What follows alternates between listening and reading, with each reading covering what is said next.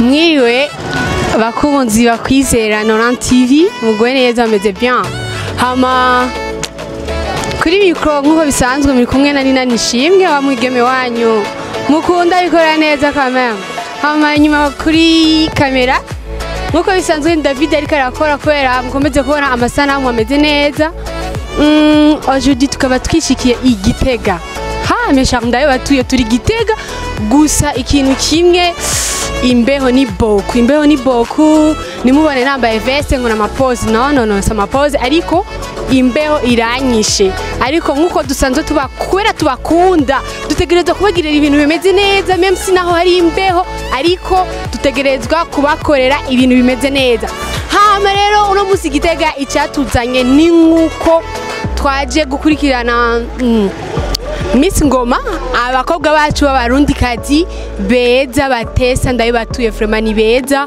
rero bari muhiganwa rya Miss Ngoma turi muri demi finale rero bariko baritegurira kugira iki kugenda muri finale rero parce que abakobwa 26 n'abakobwa 26 muri abakobwa 26 bariko bararondera 11 personnes bashobora gutogwa muri finale rero kuri ivyo ndabasaba mukomeze kudukurikirana parce que kuba twashitse hano Igitega kuva Bujumbura ngani too much rero ico ndabasaba tout simplement mukomeze kudukurikirana kuri Kwizera 90 TV kuko tubakunda niyo mpamvu tuba dushaka kuma tubazanira ibintu bimeze neza cyane avant mukomeze kudukurikirana hama I love you so much.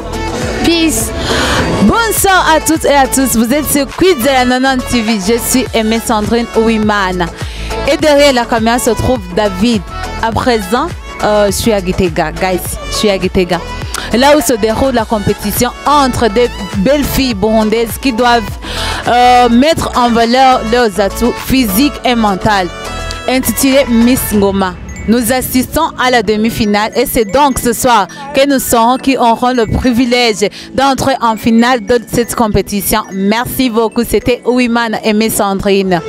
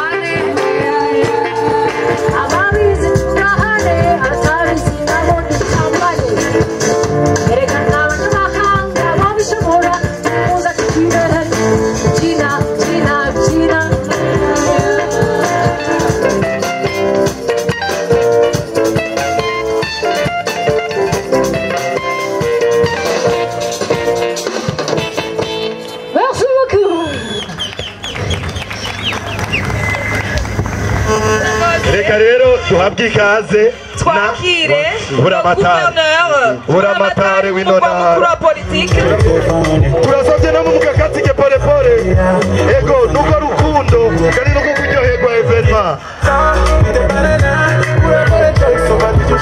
wewe buramatari wacu mumukomera amashyi mwese mumukomera amashyi murakoze gose ajejwe ubutungane akaba ari imvukira yacu tumukomera amashyi menshi cyane n'umutambukanyi wiwe turaye ikaze abashitsi bahire bose na cyane cyane bamwe turindiranye igishika murabazi tubabahaye ikaze twabonye ko bari ahantu mu kanya duca tubabona neza ariko tubaye ikaze mwebwe mwese tutibagiye n'abariko baraduteramisha uno munsi mwumvise ko ari umunsi udasanzwe umunsi tugomba gucagura mu bigeme kandi baciye ubwenge bo mu ntara ya Gitega murabona yuko muraza kwibona na mwebwe ntibasanzwe iruhande y'ibi biko biraba mu minsi turashobora kuzoca turonka ba bigeme bahora baryosha ibirori bamwe twita le majorette ni naco gituma kino gikorwa kidasanzwe mu ntara yacu ya Gitega ndetse no mu gihugu cyose none rero mwisange hanyuma mugubwe neza nibaza yuko atanumwe aja kubura ahangaha mu ntara ya Gitega byose birahari gufungura kunywa gutamba kuryoherwa byose birahari rero mwisange tubahaye ikaze kandi imana ibahezagire murakoze. Alors sans retarder, on va inviter sur scène, sur stage, le représentant, je dirais bien le directeur général de la société Ingoma Event, n'est-ce pas? Alors applaudissez ce jeune Alfred. Alfred, il est encore jeune. Oui, Amayaya. Alfred, karibu. Ego murakoze cyane reka nta majambo menshi mvuga kuko murazi ko igikorwa gikomeye kigomba kibe abamisi bamaze gushika hano mu kanya baraza gushika ngaha dutangure ibikorwa nyezina tureke kuguma tuvuga amajambo menshi kuko bihava bica bibabihira ntimukunda amajambo ubu uye nagira nshimire ubwa mbere bwobwo nkuko abandi bose babikoze intara ya Gitega hamwe n'abamisi bitavye hamagakurikira aba sponsor mubona ngaha bamaze kudondagura hanyuma ndashimiye namwe bwe mwashoboye kuza hano intara ya Gitega ubu uye tugiye gukora ibintu byinshi ubu turagize Miss Ngoma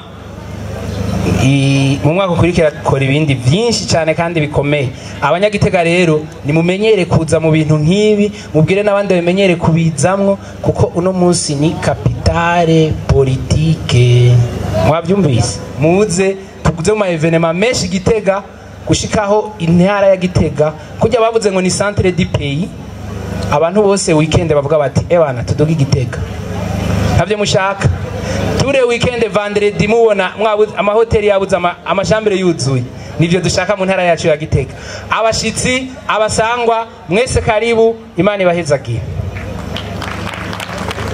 imbere ya vyose nagomba mbanze ndabasabe mu ntiza amajwi amashi yanyu dushimira imana mushobora byose ashoboye kuduha akanya kugira dushobore kuba dukorariye ngaha kugira ngo harangurwe iki gikorwa ciza ca demi finale ya Miss Ngoma 2020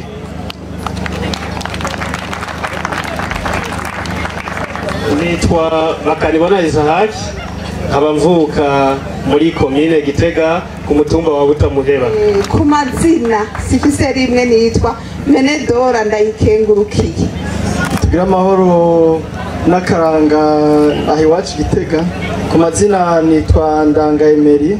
Applaudissez pour la numéro 1. Voilà la femme d'aujourd'hui, la numéro 1. C'est lui qui demande à qui c'est merveilleux. Waouh, qu'est-ce que c'est bien. Quelle beauté de la province de Gitega. Applaudissez-vous, chers invités. Applaudissez-vous. Oh là là. C'est lui qui demande à qui c'est merveilleux, numéro 1. Waouh, qu'est-ce que c'est très bien marché, hein. C'est une fille Amen. Wow. Applaudissez, mesdames, messieurs. Où sont vos applaudissements? Oui, hein. Oui, c'est lui qui est mal à Katy Merveille. She's a super blue, fine like a blue, my canary. Oui, au Kenya Dosi, Babu ya Issa Mopamba la Kutu. Wow, le numéro 2, nous avons Bouyaga Bernissa. Bouyaga Bernissa. Wow. Centre du pays. Ah oui. C'est ça, cette capitale politique. Les natifs de Gitega, applaudissez-vous, mesdames, messieurs. Imwikone la Massi. Wow, c'est Bouyaga Bernissa, numéro 2. Bukanya dusigurira impamvu yahisemo kwambara gutyo. Mbega iyo nyambaro isiguriki. So good, so intelligent, she's so quiet. Look the way she's looking. Oh! Wow! Oh! Ni muzuri. Gitega we! Ni mukoma karuru! Wow, c'est Bouyaga Bernissa. Umwigema mwiza w'akaranga kandi aciye ubwenge. Les 26 jeunes femmes. Aujourd'hui, ce soir, ça sera pas facile pour le jury. Voilà, c'est ça la beauté de Gitega. C'est ça. Ego cyane. Hano turi kumva mukuru wa politika. Ego cyane. Le numéro 3, c'est Douce les merveilles. À ma pause, vous savez ma photo. Also Mr. Shabani, Mr. Shabani Express. Aya ma photo ya 26. Numéro 4, Nishimirimana Bodwina. Voilà. Wow. Wow, applaudissez mesdames, messieurs. S'il vous plaît. Julie hano na yupili kigongwe kabisa. Yago. 11 kwa 15 nyumbani. Mama we. La numéro 6, c'est Douchime Douce Carrel. I love you, biggie, biggie. Wow. Akaruru.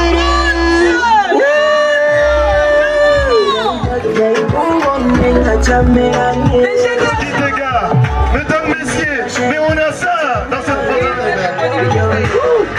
Avec un jaune tout comme moi, un jaune. Douchime Douce Carrel. Wow. Wow, une vraie burundaise. Oh, jury, je commence à trembler. Wow. Je commence à avoir une poule, chair de poule. Je sais pas. 11 vont rester avec nous et 15 vont partir. Mais qui sont ces 11? Oh, très souriantes, très belles. Oh, avec la taille de mise. Applaudissez, mesdames, messieurs. Cette province de Gitega. Oh là là. Waouh. Non, c'est tout mon programme. Là, on est en demi-finale de l'Ismona 2020. Mais que nous réserve la finale, mesdames, messieurs? Je m'imagine la finale. C'est la numéro 7. Abimana Clara Kelly. Abimana Plus qu'une radio. Wow. En orange, en rouge. Ouais. Oh, on a beaucoup des Angelina à Gitega. Des filles et des femmes très belles, très spéciales. Alors on accueille. Ici, il va soit Christabella.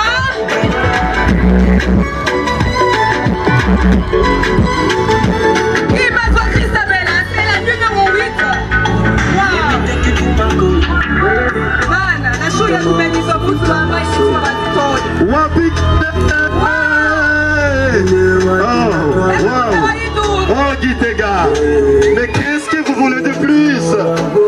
Mais Dieu vous a tout donné, la province de Gitega. La beauté là, la beauté elle-même. Oh, il y a tout le Gitega. Les 3 couleurs, rouge, vert et blanc. Aussi souriante. Très mignonne, très simple comme bonjour.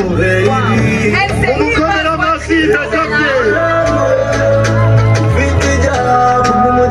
26 filles, 26 femmes qu'on a aujourd'hui. 15 vont partir, 11 vont rester. Oh, mal. De toute façon, c'est une compétition, on doit avoir une gagnante. Mais c'est ça. Pour comme la machine dans sa pied.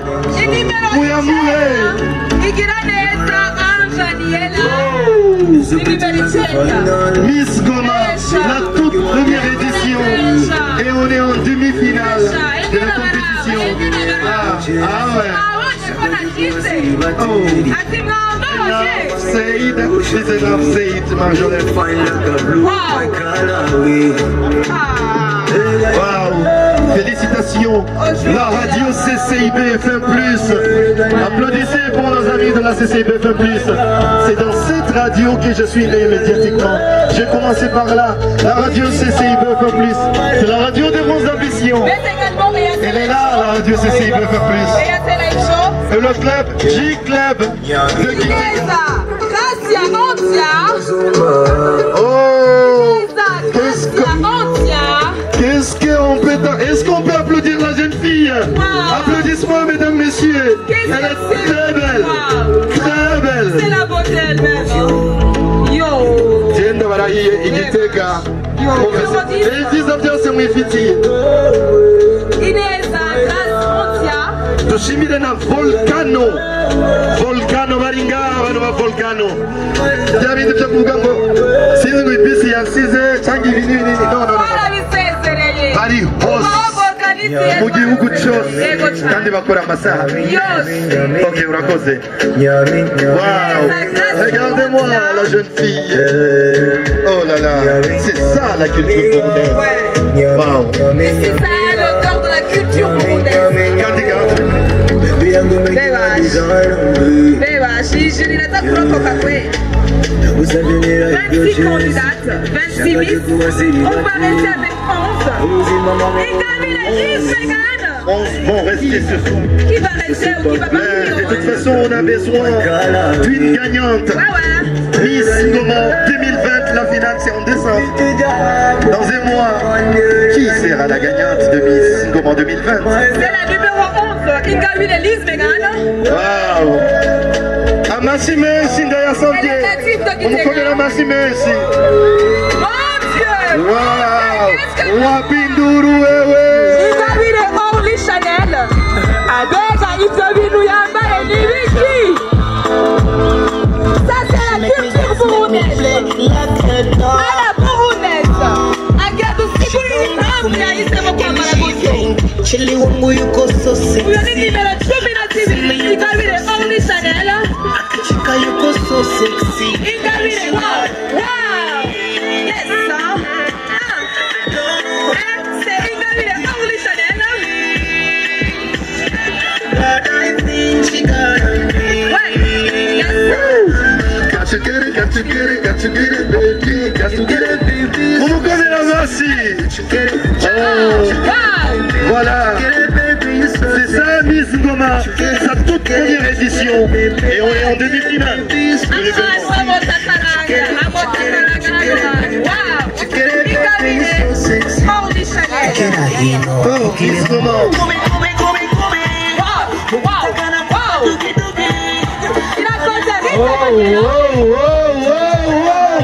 Les photos pour ce soir. Mais on est en direct sur la page Facebook aussi. Hein. Bien sûr, on est en direct sur alors nos amis qui nous suivent depuis l'étranger, oui, bonsoir.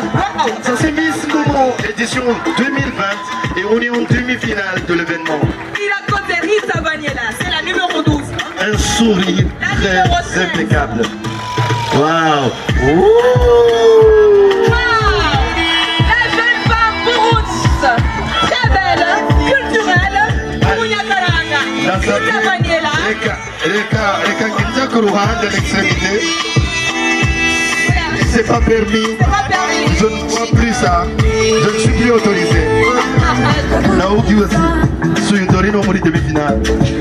There is no comment. N'a pas vu que ça va me comer la masse. Vous me comer la masse, Dorine.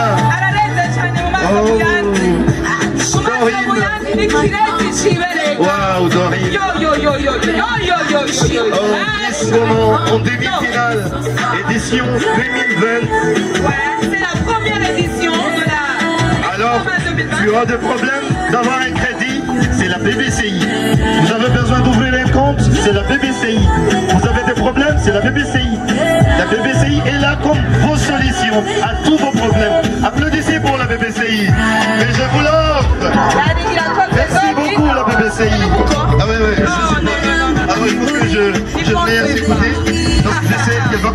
ses côtés. C'est un cadeau. Dans sa vie, mon premier la machine. Et il nous dit qu'il puisse gagner. Waouh. Waouh. Waouh.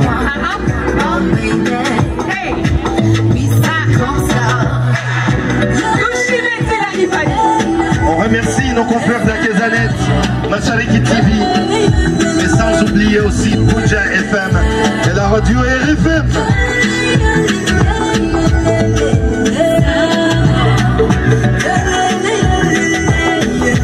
Ouais, un peu de la musique. Miss Moment 2020. Merci aussi le grand DJ Israël. Il est à la santé, mon comme la machine. Arrocha. Igitega. Waouh. Cette province de Igitega, mais vous avez tout. Applaudissez, mesdames, messieurs. Dieu vous a tout donné. Regardez-moi là. Oh, mais pas bien, c'est bien.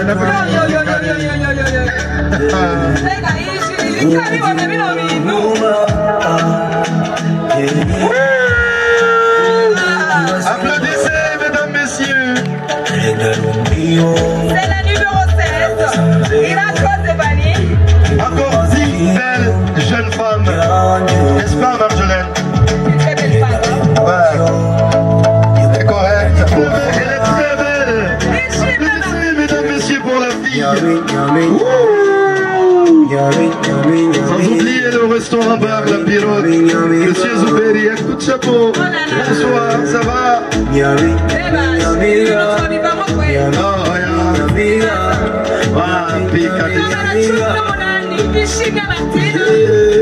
Waouh!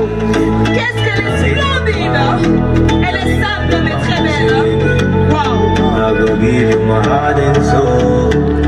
Très souriante. C'est toujours ma belle. Waouh! Et voilà, mesdames, messieurs, le jury, j'ai bougé. Vous avez un bon boulot pour ce soir. Ah ouais. Larson, tu sais quoi? Franchement, j'aimerais alors écouter leur projet. Ah oui. Parce qu'il a voté. Ouais. Moi, je ne sais pas. Je ne peux pas juger. C'est Ishim et Vanessa. Applaudissez pour Madame C'est la Vanessa. numéro 19. Elle est géniale. Wow. Elle est très géniale. Ça m'a coupé. Non, je ne pense pas. Oh là là. Oh là là. Il faut que je vais essayer. Hein. Comme ça, comme waouh. Mais je ne sais pas. Elle est capitaine de l'équipe. Vous voyez. Applaudissez, mesdames, messieurs. Très, très spéciale la fille. Oh, Vanessa. On va dire quoi, il y a pas pour ça. Comme capitaine. Ah ouais. Oh là là. Ati mambo, ni mumu kamera masi. Anataka kusikuri.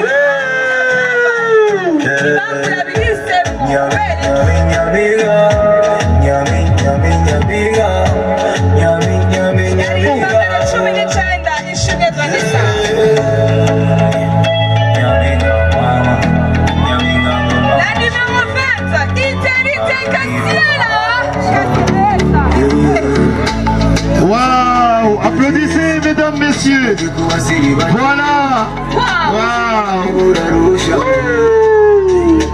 Yes. Waouh. Oh là là. She's a super blue, fine like a blue. Ego.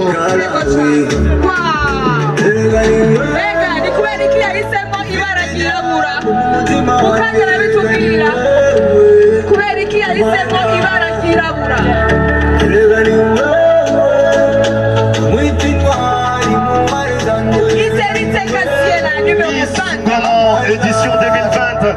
On continue, Marjolaine.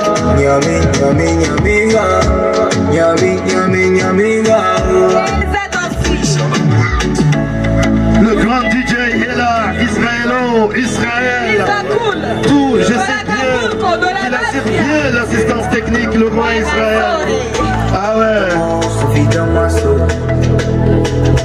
Applaudissez, mesdames, messieurs. messieurs, pour la jeune fille. Asante mumukomera amashyi.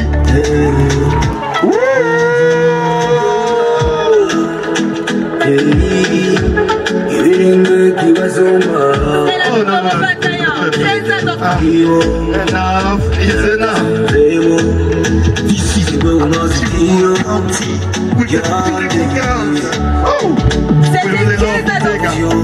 La numéro 21. Oh, Gitega. Très jeune. Elle est très jeune. Mais avec des talents. Regardez-moi ça. Waouh.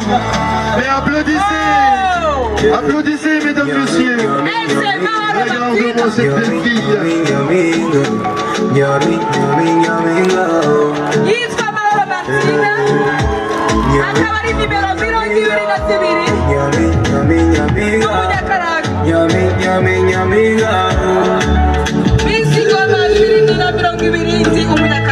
Wow.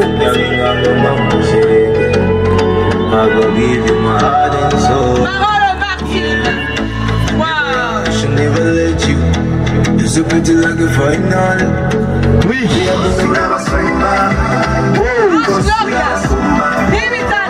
Wow.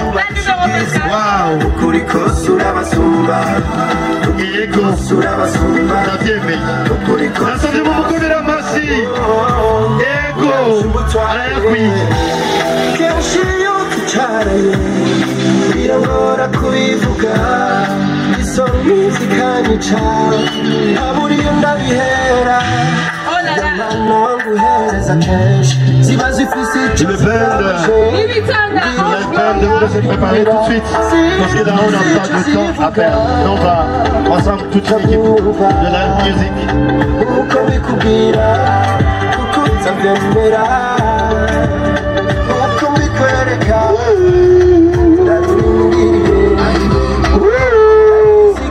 Numéro 25, Nicouté, Marie-Carlène.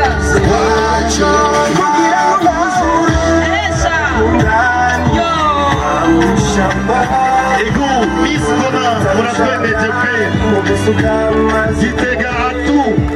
ukuri kose urabasumba ukuri kose urabasumba ukuri kose urabasumba ubarusha ubwiza Nicouté, Marie-Carlène. ukuri kose urabasumba Mirongo ibiri na kose zitanu. urabasumba Très naturel, très belle. Merci beaucoup. Hein. Wow. birashoboka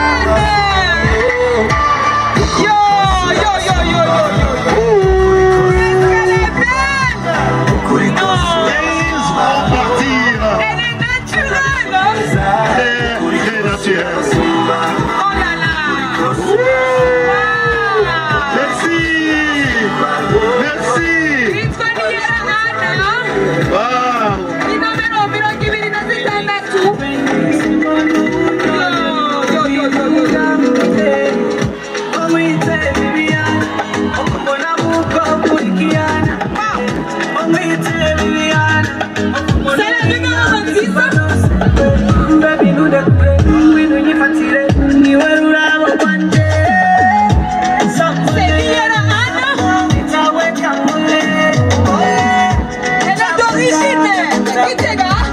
Oui, c'est la province Gitega.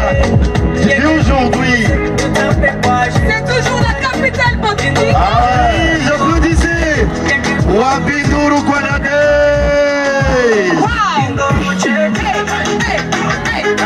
Numéro 27.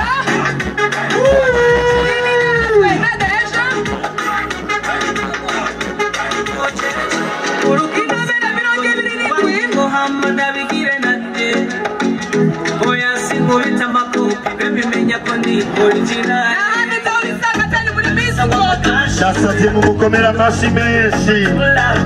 Ego muyamuhe mumwongere mukomere n'amashyi ibinyamakuru byose biri ngaha. C'est toujours à Gitega dans la capitale politique.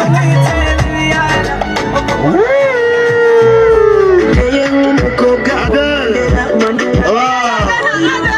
Wow. Comment 2020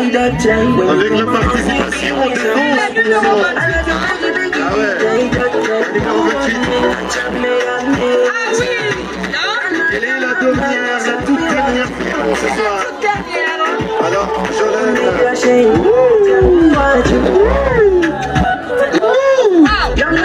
oh, Giri, l'année qui compte.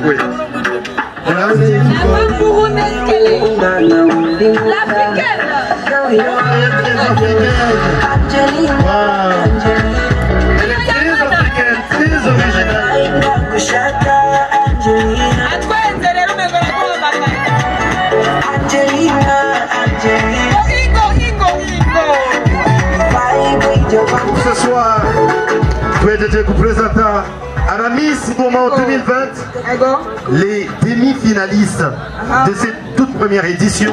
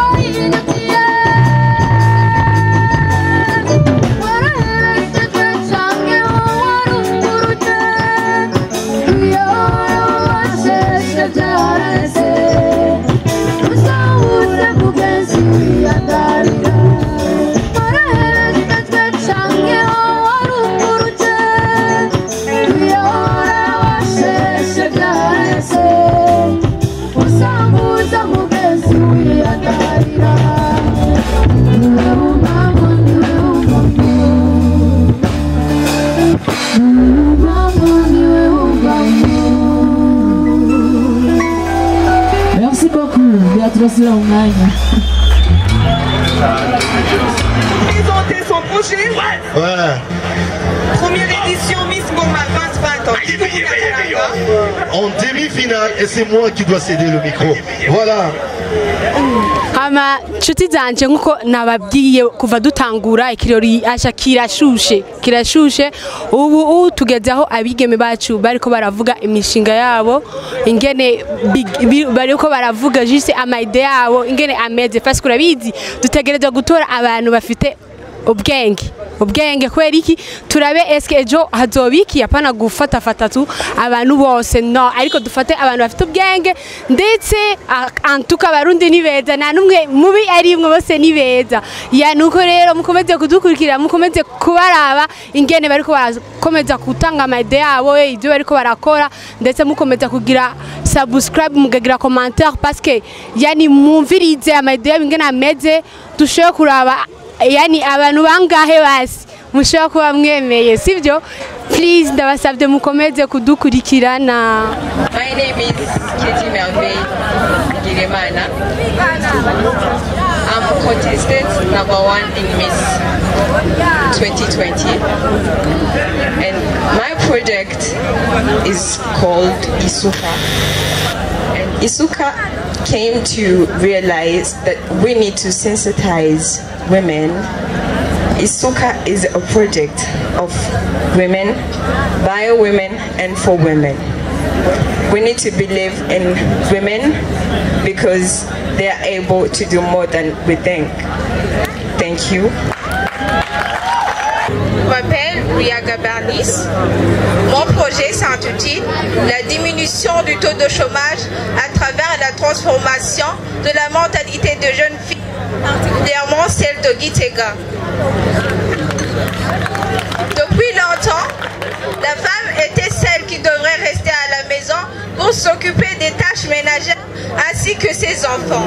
Il faut changer de mentalité, oui, il faut changer de mentalité en considérant l'instruction comme une préparation à une activité productive et non comme un accès à un emploi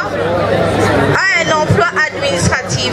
umugambi wanyu kandi n'umugambi mwiza hanyuma tugiye muri kahise ku Burundi nuko bagiye barabiririmba umwigeme cyangwa umukenyezi waho hambere ngo yari uwo mu rugo yari uwo gutunganya ibyo mu rugo hariho kumbure ahantu atashika nimbonye no mugambi wanyu rero wampumurije ariko nibaza hariho intambamyi kumbure umwigeme waho hambere wamuca intambamyi zamucako zigatuma adatera imbere mbega none mweho mwuno mugambi kuno musi tukeneye ko umukenyezi atera imbere mubona intambamyi zishobora kumubuza gushika kuno gutera imbere mukoresheje uno mugambi ari izihe mbega mwiteguye gute kufasha umukenyezi cyangwa umwigeme kugira ngo ashobore kurengana izo ntambamyi kandi atarenze adataye akaranga n'akarangamutima k'umurundikazi icyo nicyo kibazo canje cyane intambamyi ya mbere ni uko umukobwa yari afise itegeko ryo mu rugo kugira ngo yiteho ibyo mu rugo gusa hanyuma ashoboye ku mashuri kugira ngo yige naho turabona umugore niwe yitaho cyane ibyo mu rugo gusumba umugabo jewe icyo nzobafasha abo bakobwa ni uko twese twoja hamwe tukiyumvira ikintu twokora tukagikorera hamwe nakare bavuga ngo imitwe ikora ikoranye kandi umutwe umwe ntiwigira inama. Mwiriwe, nitwa Dushimirimana Bodine, nkaba ndi nimero ya 4 muri iri higanwa rya Miss Ngoma 2020. Ishingiro ryanje ni ryo gufasha kurwanya indwara y'ikibyimba yo mu gitereko.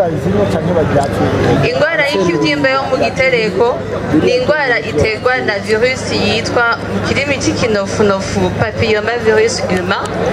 Jewe ico nokora nko mwigeme muserukizo mu ntara ya Gitega noshinga ico bita mu kirimi cy'ikinofunofu campagne yo gufasha kwigisha abo bigeme kungene bo kwikingira iyo ndwara y'ikibyimba iyo mu gitereko, kubabwira kungene bogisha ico bita dépistage mu kirimi cy'ikinofunofu guhera ku myaka 25 kwera keme ashikanye iyo myaka 25 niho ivyo bibyimba bitangura kuboneka muri bo. Ni indwara iri mu byo bita le cancer le plus fréquent de la femme ici au Burundi. Urakoze. Yuko bizokenerwa ko hari amajambo akoreshwa bamwe bashobora kwibaza yuko kuyavuga bishobora gutandukana n'imico n'akaranga k'u Burundi. Nubuhe buhinga uzokoresha kugira ngo bashobore kuvuga ibibazo bafise bisanzuye, nizihe ngorane ubona ushobora kugira mwishigwa mu ngiro z'uwo mugambi hamwe n'umuti uzozitorera kugira ngo hagire ingaruka mbi zigira ko mwishigwa mu ngiro z'uwo mugambi. Icyo tumako Ifaransa umusexologue. Umugambi wanje ujanye na autonomisation économique de la femme et sécurité alimentaire durable. Ni ukuvuga uwo mugambi tuzowukora ducishije mu kurima ibizinu no kwita champignon pleurote mu kirimi cy'igifaransa, kandi tuzokoresha icyo no kwita amakoperative, tuzokwidentifya abagore bari vulnerable kurusha abandi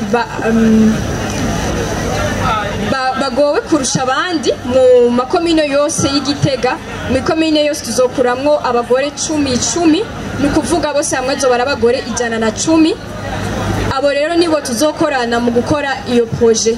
ego murakoze. uburyo bwo gukora uwo mugambi ku ndwigira kabiri mwayitanguye buzoba bwavuye he hanyuma utwereke yuko udusigurire twereke yuko uwo mugambi ushoboka muri iki kiringo wihaye cy'umwaka umwe. Ni ukuvuga abarundi kera barafashanya bakorera mu rukundo mu cono kwita nk'ikibiri barafashanya bagakorera hamwe. Ni ukuvuga ku karanga nzokagumizaho mu gukoresha ayo makoperative urumva uko gufashanya kuzogumaho hazoba urukundo hagati y'abakenyezi hama uko kuntu ibikorwa byanje ku ndwi ya kabiri bizoba byatanguye ni ukuvuga yuko nzokorganiza inama n'aba administrateur b'intara ya Gitega tukidentifia abagore 10 mu ntara zose hama umugambi wanje ni umugambi mwiza aho nzawupresenta hose ndi sûr yuko bazowufinansa kandi novuga yuko ivyo bikorwa bitegerezwa gutangura kare kuko kundwi nteye uno munsi kuwa mbere ku wundi wa mbere nzoba natanguye gusoroma nibyo nashatse kwerekana yuko kundwi ya kabiri dutanguye ibikorwa tuzoba twatanguye kuronka shono kwita revenu.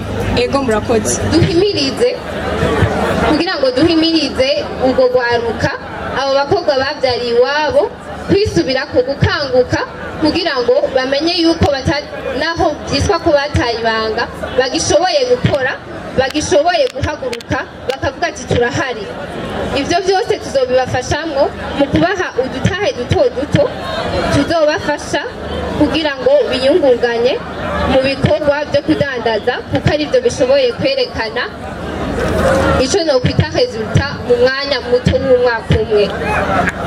Ikindi tuzobafasha kugira ngo bandikishe abana babo mu makomine abatari bandikishijwe. Muri ibyo byose tuzohimiriza turi kumwe nabo tuzoba turiko turakorana ibimenyesha amakuru hamwe n'amashirahamwe kugira ngo duhimirize abarongozi kugira ngo bibuke yuko ico kibazo gihari kandi gihanze igihugu. Muti twobitorera kugira ngo twirinde ko babandanya batwara izo nda aho kurondera kubafasha kubaho bamaze kuzitwara. Naravuganye n'abatwara imitumba 6 bari ngaha muri komine ya Gitega barambwira yuko ikibazo ca mbere gihari ni ukutamenya kw'abo bakobwa. Iyo hageze kuvuga irondoka rijanye n'amagara meza mu miryango abavyeyi baratinya. Ikibazo rero gihari ni ukutamenya mu cambere ni ukutamenya muri abo bakobwa. Ikindi kibazo ca kabiri bambwiye nuko abo bakobwa baba bafise ubukene bwo gushobora kwironsa ibyo ndokwita mu gifaransa les serviettes hygiéniques bikabatera ibibazo badashobora gusohoka bikaba ico ni ca kabiri c'ubukene bakabirondera rero gutandukanya. Twihweje aho duherereye uwo mutamakazi usanga kenshi ariko arasega mu mabarabara ahandi mu masoko ahandi hantu usanga bariko barasega ahantu hahurira abantu benshi ugasanga nyene ntibafite icefo na ruguru. Ibyo rero bigenda rero bimbabaza jewe ku mugambi wanje nafashe ko notangura ku bantu ku batamakazi badafise icefo na ruguru 30 kabegeranya nkabafashiriza hamwe bivanye n'uburyo nogenda ndaronka. Akenshi rero si mu bisagara gusa usanga bagenda basenga no mu dusagara duto urabasanganye aho usanga baritunye uratondera badafise kibaserukako bahita bafashwa n'abarengana canke ababanyi. Ivyo rero biza bigenda bimbabaza akenshi kandi ngaho rero usanga bamwe batawe imiryango yabo atabana bavyaye ugasanga abo bana babo nta buryo usanga bafise.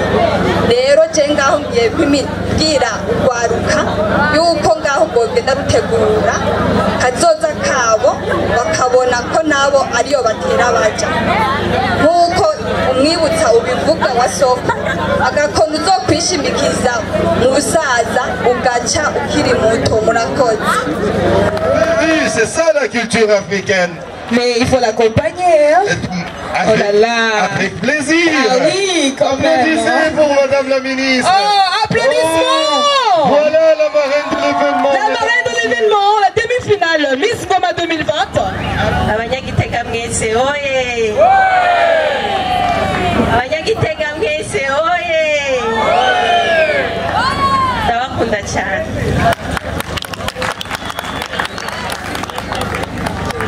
Hama jewe nashimye cyane banza gushima icivugo umunyakaranga abakenyezi mwese muri ngaha abamama ndabasabye mubanze mwiha amashi menshi cyane.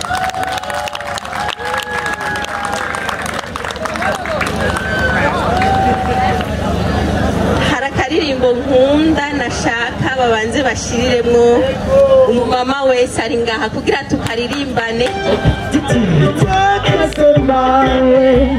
Wandeze kuvanira gatera munembeza subiriye Rwanda iyo mboye n'amazaro bawe iyo mboye na unitera kamuti nimese nawe nduka uratanga monono mu mugongo akarari cyarahendagiza azaruka nabushosho namushaka azaruka nyarugogo namugongo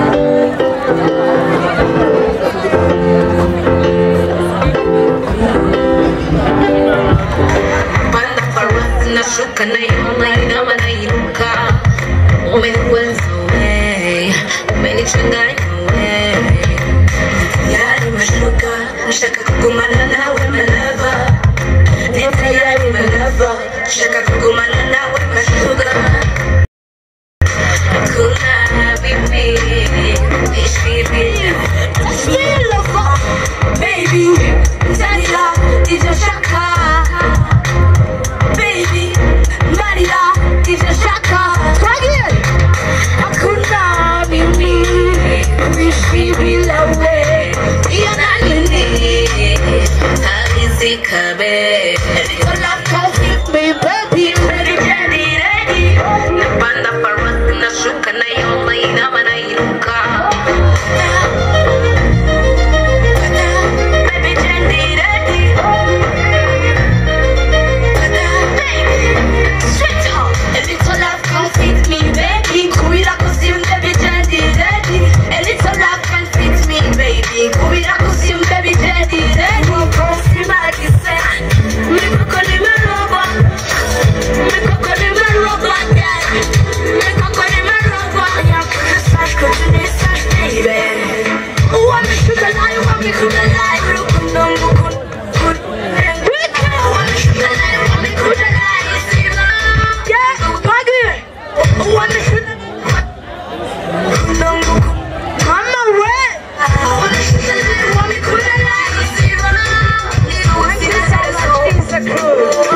bonsoir la famille nkuko twababwiye turi Gitega ibintu bimeze neza cyane so muri kano kanya kuri Kwizera 90 TV nkaba nabazanye umuntu ari special cyane umuntu adasanzwe cyane umukobwa w'akaranga umukobwa abiciye biracika mu gisagara cya Bujumbura yigeze no gutwara awards yigeze gutwara Isanganiro awards indirimbo ye yarigeze kuba iya mbere umwaka wose so reka tumuhe akanya agire presentation abibwire hama songe tumaze n'ibibazo bikeya kubijanye na Miss Ngoma yongera tubwire uko abibona biko biragenda mubandanye muzikurikirana murakoze. Nitwa Irumva Bernice mu muziki wanyita Bernice de Belle ingengeri ikangurira abarundi n'abanyafrika imico n'akaranga byabo nkaba naratoye Isanganiro awards nko mwabivuze nkaba serukira n'Uburundi mu bijanye n'amasabukuru atandukanye nkaba nkorana n'ama ONG atandukanye mu migambi yo kuririmba agateka kazi na muntu gateka kumukenyezi n'ibindi byinshi utarabana ndabwire ko uberewe look yawe ndasavye umbwire umuntu yabikugiriye nubashaka kumenya umuntu yamugiriye no look vraiment namba ari bavyigiriye namba ari ama création yiwe nubashaka kubimenya bitubwire vraiment iyi look ndayikesha Acacia Salon di brand ambassador wabo byose rero ni Acacia Salon eka araberewe guys je nibaza yuko mutabisize winzigo mama araberewe so ikaze kimwe cyamesha kubaza kare mwaririmbye indirimbo ya mbere mwaririmbye nagerageje kuyumviza bon sindayize mugabo nagerageje kuyumviriza sizi ko mugerageza kudusigurira ajya amajambo yari mu kwera amajambo y'indani n'umurundi uba ugerageza kuririmba nk'umurundi kazi w'indani nyene umwe avyinjiramo cyane gose so shaka usigurire abakunzi ko twabifashe mu image shaka usigurire abakunzi bacu muri make igendirimbo isigura iki cyane kuko je nagerageje kwiyumvira ndavuga ati ibintu numva ntashaka kubisigura atabidusiguriye nyene indirimbo yitwa Umukenyezi yaririmbwe na groupe Amabano icyo isigura mu ijambo rimwe ni kwereka abakigendera mu mico ya kera cyane yuko Umurundi ashaka kugumana akaranga atariho gusya no kuvoma no gukuya no gusabwa gusa ashobora gukora n'ibindi bimuteza imbere akaguma ari umunyakaranga ariko agakora n'ibindi bimuteza imbere bigateza imbere imiryango mwumvise aho navuga ngo araserukira urugo n'ikibano ni ukuvuga araserukira urugo rwiwe akongera agaserukira ikibano ni ukuvuga ngo abantu babana ababanyi abanyagihugu bose bo muri quartier ukaduga kuri commune ukaduga no mu gihugu cyose.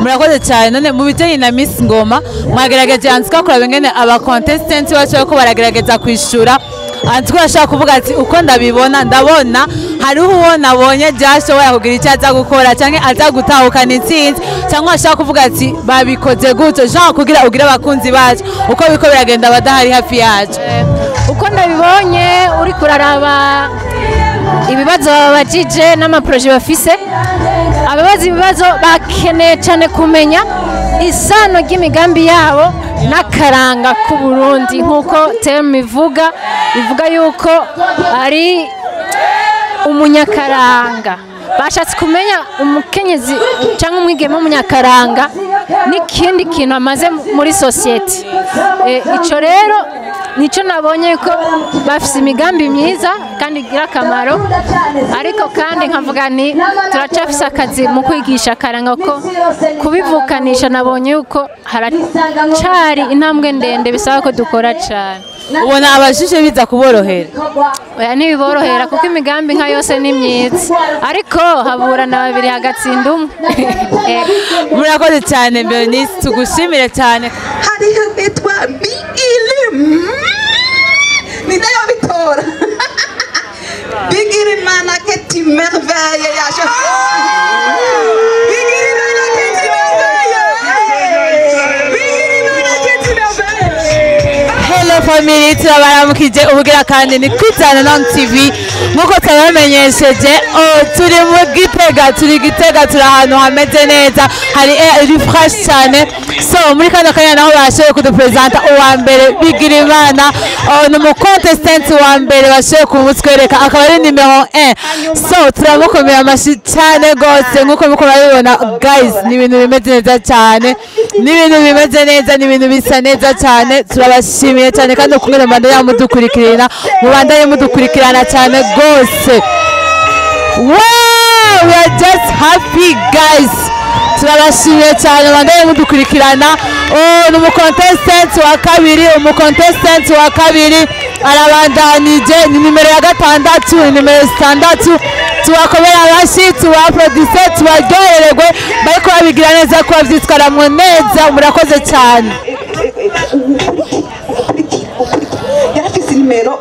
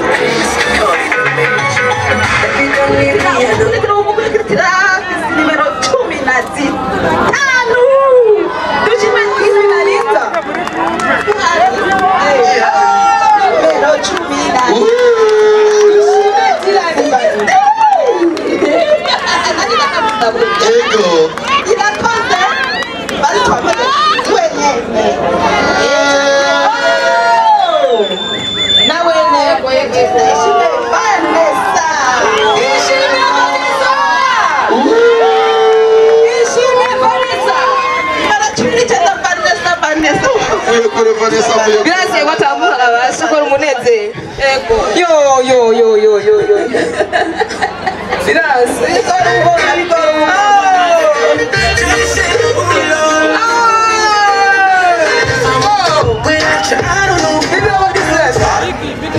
Ego, nimero 23 nawe yashimiye Audrey.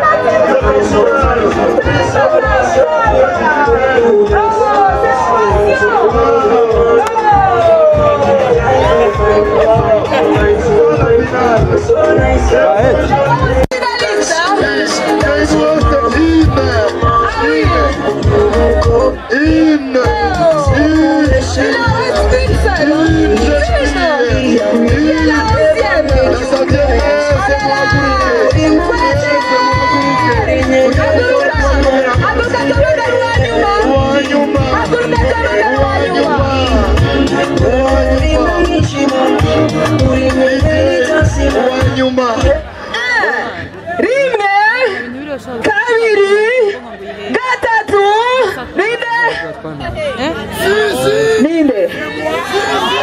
Cyangwa wagize 10 gusa. Numero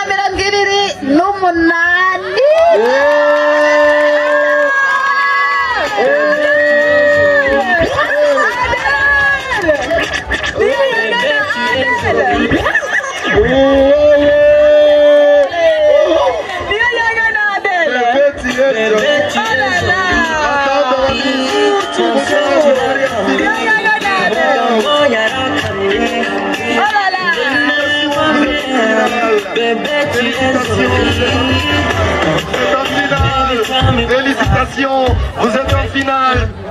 Félicitations. Mon caméraman si, Vagenzi, pour la 100e photo, il y a staff, les Jats, les 11 Miss, Jats, Vajay Agatia.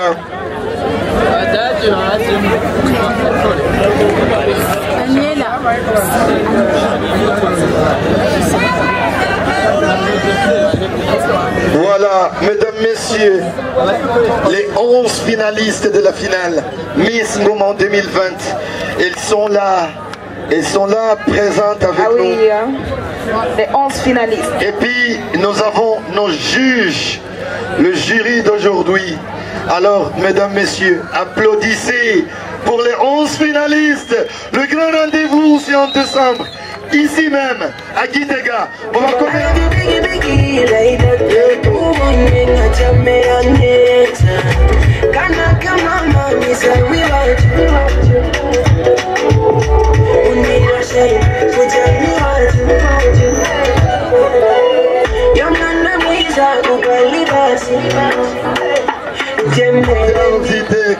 murakoze gose imari bahezagire.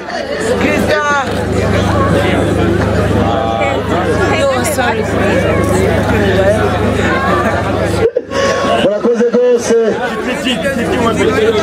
GTG Web TV. Merci beaucoup aux partenaires. Merci aussi aux Miss. Les Miss vont devoir prendre leur camp. Merci. Elle est aussi nominée dans cette compétition des 6K. Bonsoir la famille, j'espère que vous allez bien. Nkuko twabibamenyesheje kuva kare hose turi Gitega muri Miss Ngoma. Nibaza murabibona aho byanditse.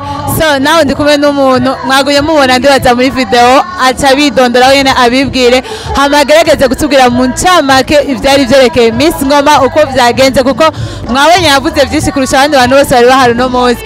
So reka tumuhe umwanya yipresente hama ababwire muri make Miss Ngoma uko vyagenze ivyo yashimye uko vyemeze byose. Murakoze tumwakire. Murakoze cyane. Nitwa Nyagasani Marjolaine nkaba ndi muri Ngoma Event Miss Ngoma nkaba ndi directrice du projet muri Ngoma Event kandi nkaba nari mu MC muri kino giteramo muri no evenement ya demi finale ego. Okay, tudatebeje nibaza yuko tuyageze kuraba contestant habaye ukuntu vyagiye biragora mu kwisipima mu Kirundi. So shaka kwezi kazo kimwe mbo turabitwara abarundi kazi turabizi yuko nabana bo mu Burundi nabana bakunda Kirundi cyane. So ugerageje kuraba nkaho waruri imbere wabonye vyagerageje byoroheye abajaji kugira bashobore gutora bajya hano 11. Ego hamwe novuga ati ego handi nkavuga ati oya kuko bakuye muri 26 bavuyemo 15 kandi urana ko bose bari beza bari baciye ubwenge barabanyakaranga ko batweretse inyambaro zitandukanye z'akaranga aho navuga ati harimo ikitari coroshe kuko babona yuko n'imigambi yo kubashikiriza n'imigambi myiza irashe ariko kandi handi vyari vyoroye nuko abo bari muri jury n'abantu babimenyereye babizobereyemo bafisemwo novuga ati experience nayo mpamvu novuga ati vyagiye birakompletana kuko bayafisanzwe experience aho niho vyoroheye ego. Okay, hama twagerageje kumva yuko finale izoba muri December. Nibaza ko mwana amaze gutora itariki yayo. Ego itariki 19 y'ukwezi kwa 12. Itariki 19 z'ukwezi kwa 2 no hazoba finale. Ndibaza azoba ari samedi. Azoba ari samedi no bizobera hanyene canke bizobera handi handi. Ego ahanyene muri kino kibanza. Ego. Okay, abakunzi bacu ndibaza ko muri ko muragerageza kumva ingene biko biragenda so nshaka kubaza. Hari abariko bararaba ino TV yacu ariko batazi. Eske uzotahana ubu Miss azoba Miss Ngoma azoronka iki nk'agashimwe kuko hari benshi batarabimenya. Hari ababizi rero n'abatarabimenya. Azotahana iki nk'agashimwe.